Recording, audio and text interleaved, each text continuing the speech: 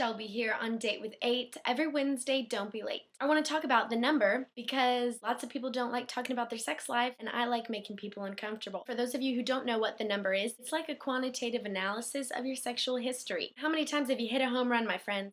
Fun, right? I'm addressing this because when you are dating someone and getting to know them, oftentimes number talk comes into play. Do you really want to know? This is just a horrible conversation in general. It will almost always lead to jealousy and insecurity.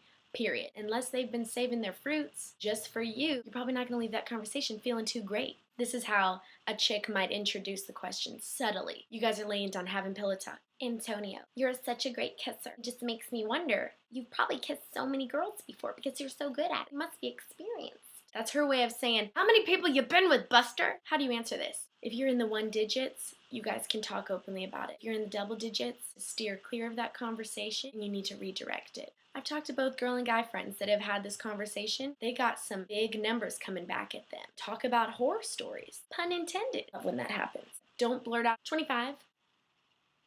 Damn. Mistake. Think about the female protagonist in the 50 Shades of Grey series. When she finds out Christian Grey has had many prior submissives, instantly she's like, who was it? Was it Miss Robinson? Is she skinnier than me? Is she prettier than me? Those are the thoughts that are going to run through these ladies' heads, okay? The last thing you want is to be feeling confident and amazing about a relationship and then throw a massive number of partners on you. What am I supposed to do with that? Not too fresh. I'm not trying to insinuate that you should lie, but I'm definitely trying to say there are some things that ladies don't need to know.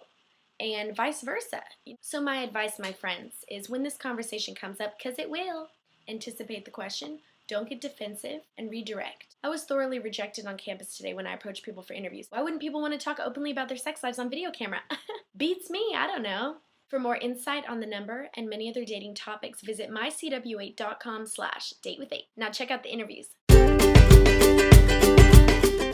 Tell the truth, especially if you're looking for any type of serious relationship. Tell the truth. As long as the number isn't too high, you should tell the truth.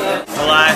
I always tell the truth. I mean, it's past, it's history. I'd rather her be honest, but Typically, the girl is probably going to be a low number. Typically, the guy might be a high number. So many. If you say an actual number and it's more than their number, then they get upset. They don't like it. I once dated this guy. We had the number talk. I told him my number. He told me his. Found out after we broke up that he had lied about his number because he felt emasculated that my number exceeded his. Want all of you, forever, men, women. See you next week.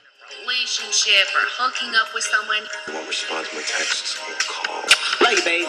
Why does your status say single on your Facebook page? Enjoy Date with 8.